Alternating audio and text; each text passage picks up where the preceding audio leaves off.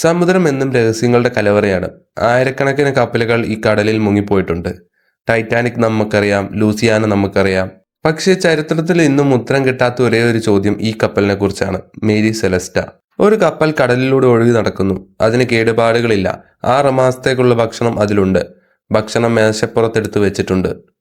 പക്ഷേ ഒരു മനുഷ്യന് പോലും ആ കപ്പലിലില്ല. എവിടെ പോയി അതിലുള്ള മനുഷ്യർ? ആ 10 പേർ, ക്യാപ്റ്റൻ, ക്യാപ്റ്റന്റെ ഭാര്യ, അവരുടെ 2 വയസ്സുള്ള കുഞ്ഞ്, 7 നാവികർ. അവർ എങ്ങോട്ടാണ് പോയത്? ഇന്ന് ടോക്ക് വിത്ത് റോണിക്സിൽ നമ്മൾ നോക്കാൻ പോകുന്നത് 150 വർഷം പഴക്കമുള്ള ഈ രഹസ്യത്തെക്കുറിച്ചാണ്. ഇത് വെറും ഒരു കഥയല്ല. ഇതിനു പിന്നിൽ ഗൂഢാലോചനയുണ്ട്, കൊലപാതക ശ്രമമുണ്ട്, ശാസ്ത്രമുണ്ട്.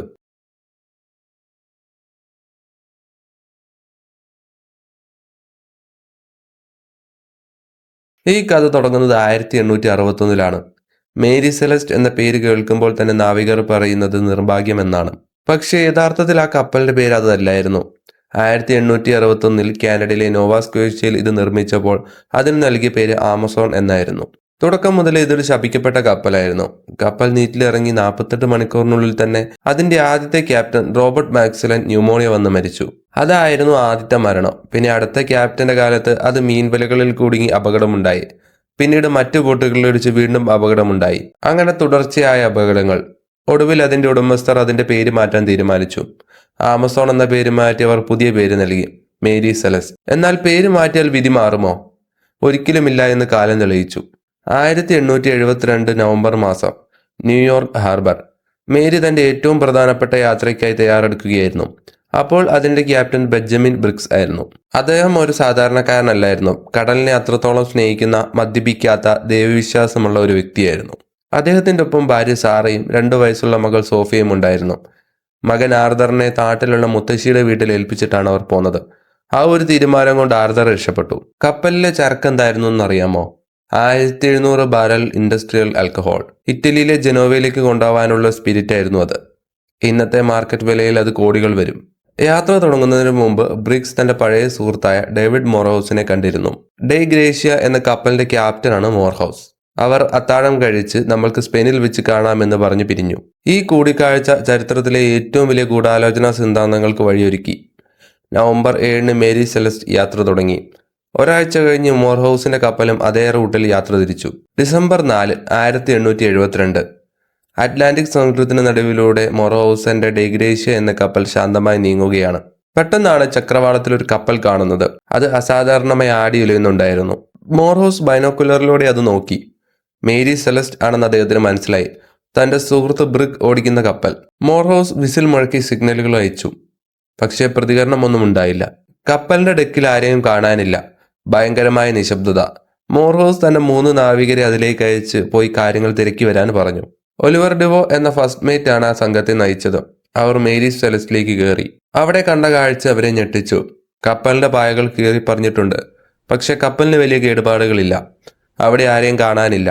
അവർ അവരെ പേരെടുത്ത് വിളിച്ചു, ക്യാപ്റ്റൻ, സാറ. പക്ഷെ മറുപടിയൊന്നും കിട്ടിയില്ല. കപ്പലിന്റെ ചക്രം തന്നെ കറങ്ങുന്നുണ്ട്. അവിടെ ഒരു ശവപ്പറമ്പ് പോലെയുള്ള നിശബ്ദത. ആ കപ്പൽ ഒരു ശവപ്പറമ്പ് പോലെ നിശബ്ദമായിരുന്നു. നമുക്ക് ഒലിവർ ഡിവോയുടെ കൂടെ ആ കപ്പലിലൂടെ നടക്കാം. എന്താണ് അവർ കണ്ടത്? 6 മാസത്തേക്കുള്ള ഭക്ഷണം അവരുടെ സ്റ്റോർ റൂമിൽ അവർ കണ്ടു. അതുകൊണ്ട് തന്നെ ആരും പട്ടിണി കിടന്ന് മരിച്ചതല്ല എന്ന് ഉറപ്പാണ്. അടുത്തത്, ക്യാപ്റ്റന്റെ മുറിയിൽ സ്വർണവും ആഭരണങ്ങളും പണവും എല്ലാം സുരക്ഷിതമായി ഇരിപ്പുണ്ടായിരുന്നു. ഇനി കടൽ കൊള്ളക്കാരാണ് ഇവരെ ആക്രമിച്ചതെങ്കിൽ ഇതെല്ലാം അവർ ആദ്യമേ എടുത്തിട്ടുണ്ടാകും. കപ്പലിൽ എവിടെയും രക്തക്കറിയോ അടിപിടി നടന്നതിന്റെ ലക്ഷണങ്ങളോ ഇല്ല. എല്ലാം അടുക്കും ചിട്ടയോടെ ഇരിക്കുന്നു. സാറയുടെ തയ്യൽ മെഷീനും സോഫിയുടെ കളിപ്പാട്ടങ്ങളെല്ലാം ബെഡിലുണ്ട്. കപ്പലിന്റെ ലോഗോ ബുക്കിലുള്ള അവസാന എൻട്രി നവംബർ 25 ആയിരുന്നു. അതായത് കപ്പൽ കണ്ടുപിടിക്കുന്നതിനും 9 ദിവസം മുന്നേ. കപ്പലിൽ നിന്ന് കാണാതായത് ആകെ 2 ഉപകരണങ്ങളാണ്. ഒന്ന് ക്രോണോമീറ്റർ എന്ന ദിശ നോക്കുന്ന ഉപകരണം. രണ്ടാമത്തത് കപ്പലിലെ ഒരേ ഒരു ലൈഫ് ബോട്ട്. അപ്പോൾ ഒരു കാര്യം വ്യക്തമാണ്, അവർ കപ്പൽ ഉപേക്ഷിച്ച് പോയതാണ്. നടുകടലിൽ നല്ല കാലാവസ്ഥയിൽ കേടുപാടുകളൊന്നുമില്ലാതെ ഇത്രയും വലിയ കപ്പൽ ഉപേക്ഷിക്കാൻ കാരണം എന്താണ്?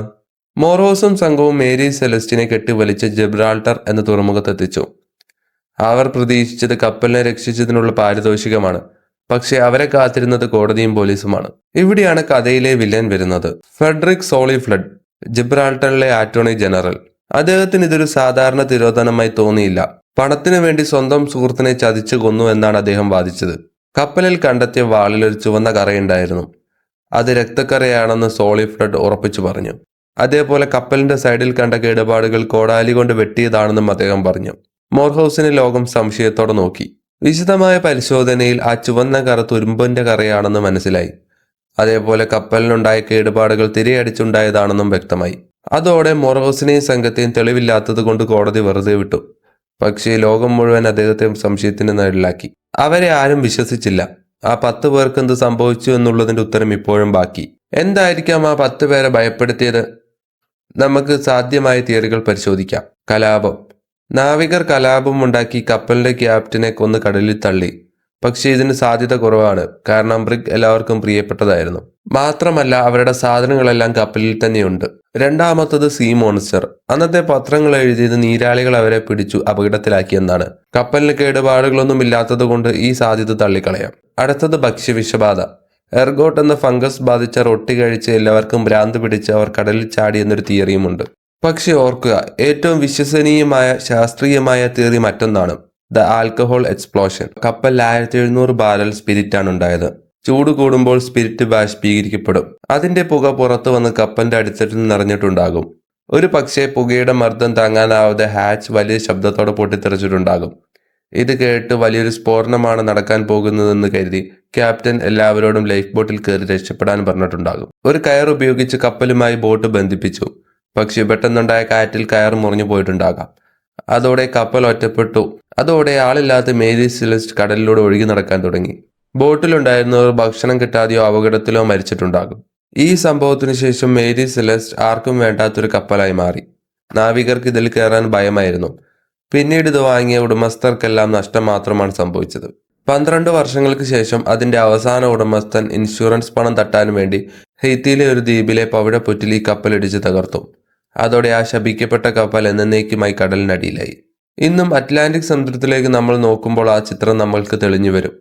അത്താഴം കഴിക്കാൻ കാത്തു നിൽക്കാതെ പാതി വഴിയിലെ യാത്ര ഉപേക്ഷിച്ച ആ കുടുംബവും നാവികരും. സത്യം ചിലപ്പോൾ കഥകളെക്കാൾ വിചിത്രമായിരിക്കും. മേരി സെലസ്റ്റ് നമ്മൾ ഓർമ്മിപ്പിക്കുന്നത് ഇതാണ്: നമ്മൾ എത്ര വലിയ കപ്പലുണ്ടാക്കിയാലും കടലിന്റെ നിഗൂഢതയ്ക്ക് മുന്നിൽ ഒന്നുമല്ല. ഈ വീഡിയോ നിങ്ങൾക്ക് ഇഷ്ടപ്പെട്ടെങ്കിൽ ലൈക്ക് ചെയ്യുക. ഇതിൽ ഏത് തിയറിയാണ് നിങ്ങൾക്ക് വിശ്വസനീയമായി തോന്നിയത്? കമന്റ് ചെയ്യുക. അടുത്ത വീഡിയോയിൽ ഇതിലും നിഗൂഢമായ മറ്റൊരു രഹസ്യവുമായി വരാം. അതുവരേക്കും it's me Ivin Jose signing of.